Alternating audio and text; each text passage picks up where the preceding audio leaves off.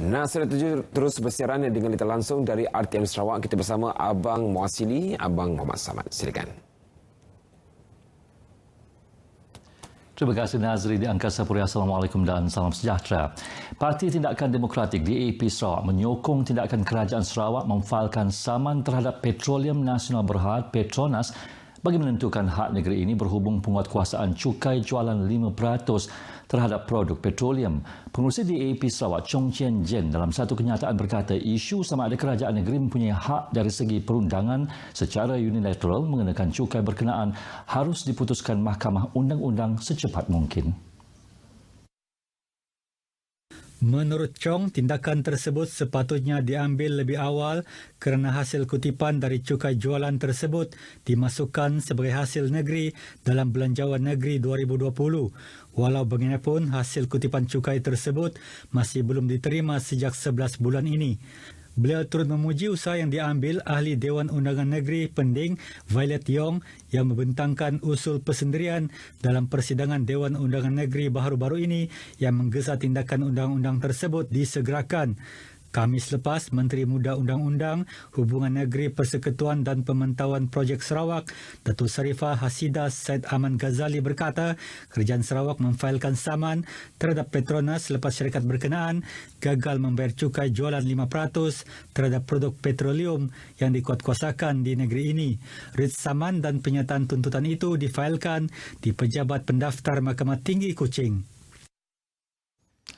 Lokasi pengagihan set dekoder TV digital My Freeview bagi bahagian Sibu yang diadakan pada hari ini dan esok telah diubah ke Dewan SMK Tung Hua Sibu berikutan kelulusan untuk menggunakan Dewan Suara Sibu tidak dapat diperoleh. Ahli Parlimen Sibu, Oscar Ling Chai Yu berkata pengagihan set dekoder itu bermula pukul 8.30 pagi sehingga 4 petang. Menurut Oscar, sebanyak 3,000 set dekoder telah disediakan untuk diagih dalam program 2 hari itu. Mereka nama yang ada di dalam sistem, esok hari mereka boleh datang untuk memutik dekoder mereka. Jangan datang sebelum cek nama lah, kerana kalau you datang nama tidak ada dalam sistem, mereka tidak dapat mengambil memutik dekoder ini.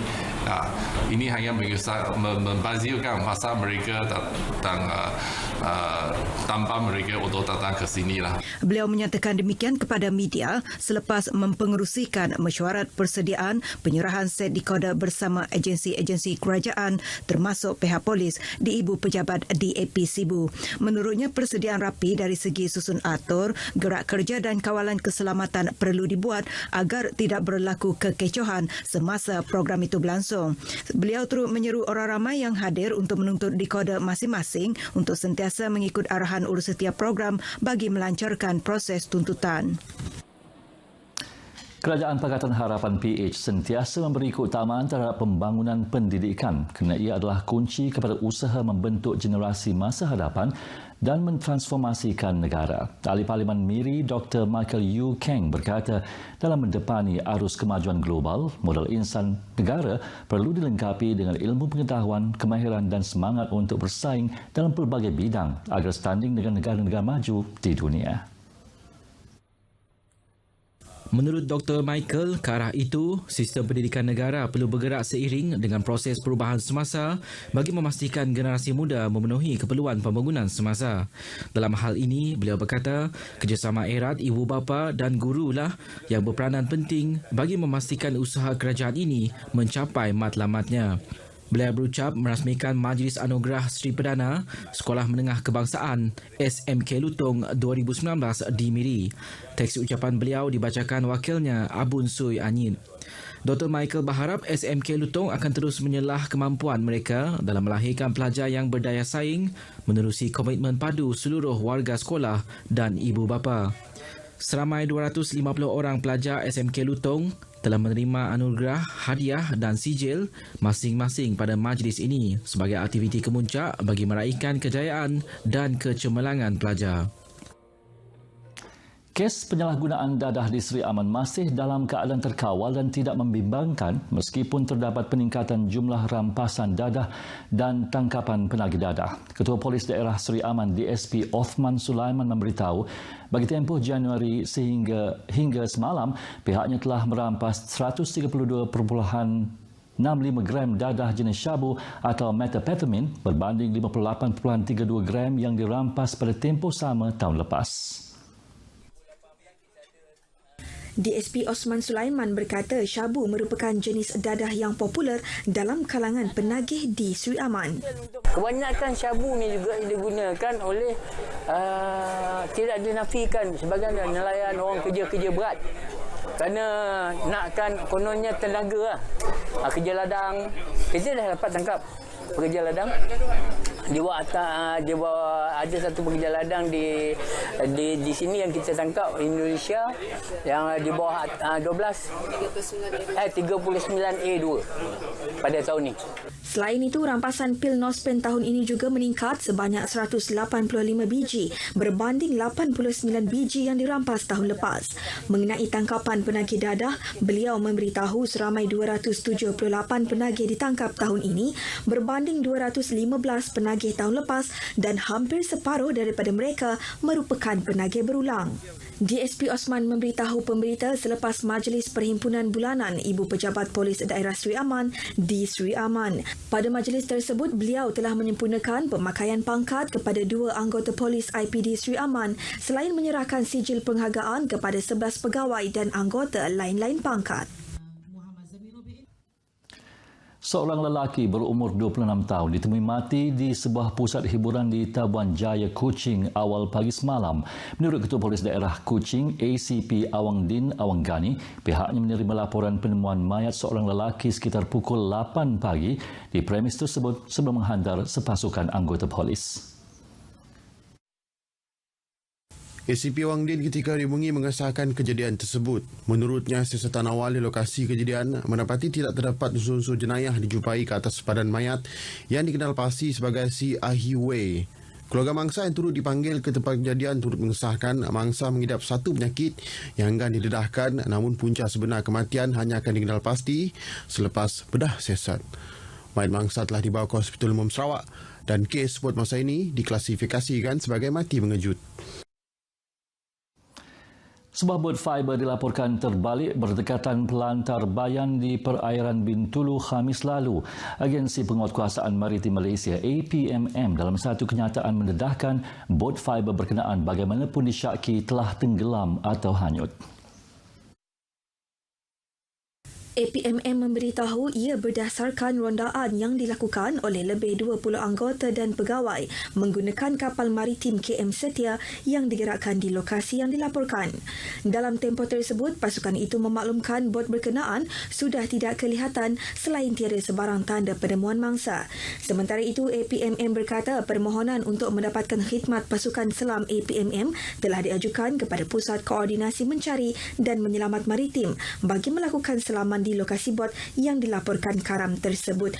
Ini bagi mengenal pasti nombor pendaftaran bot dan melakukan pemeriksaan jika terdapat mangsa di dalam bot tersebut. Khamis lalu, APMM menerima laporan berhubung kejadian bot terbalik terbabit daripada seorang individu bernama Asfarizal Ahmad Zaki.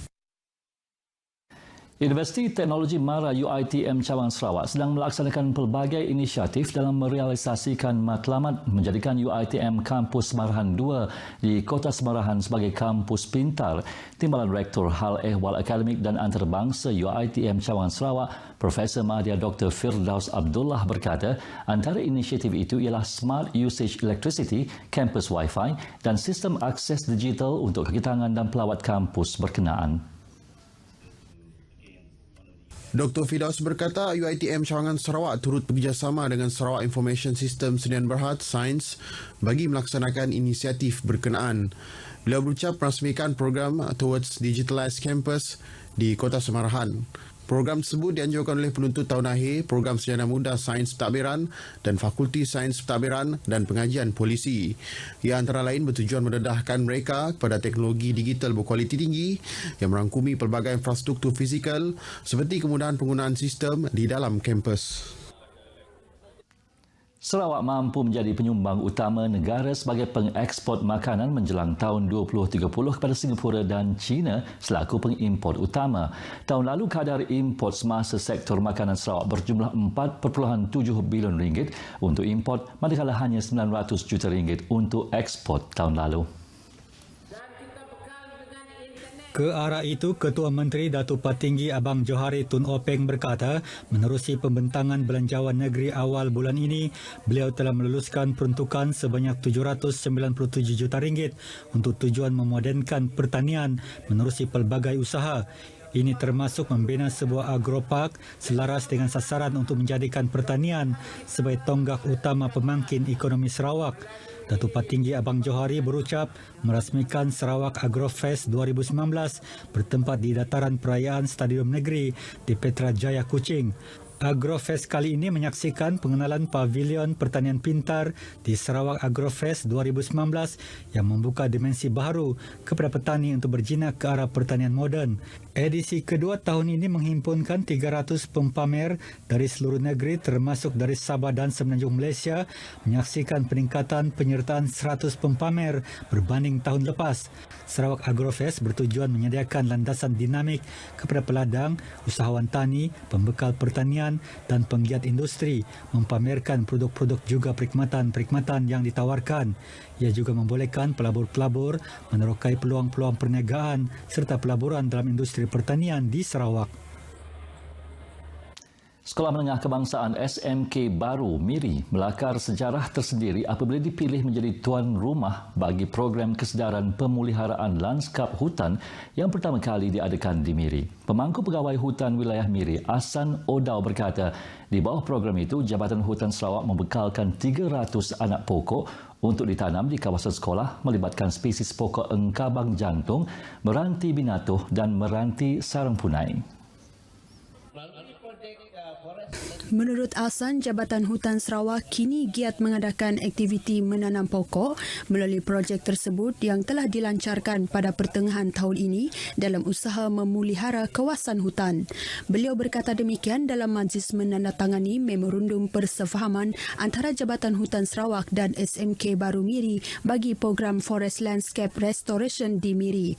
Tambahnya, aktiviti penanaman pokok yang dijalankan dengan penglibatan semua pihak ini merupakan sebahagian daripada usaha memulihkan keadaan lanskap persekitaran dengan kehijauan pokok seterusnya menyumbang kepada kestabilan alam sekitar. Justru beliau melahirkan penghargaan kepada seluruh warga sekolah yang terlibat dalam aktiviti tersebut khasnya menyediakan tapak dan tenaga kerja untuk penanaman pokok.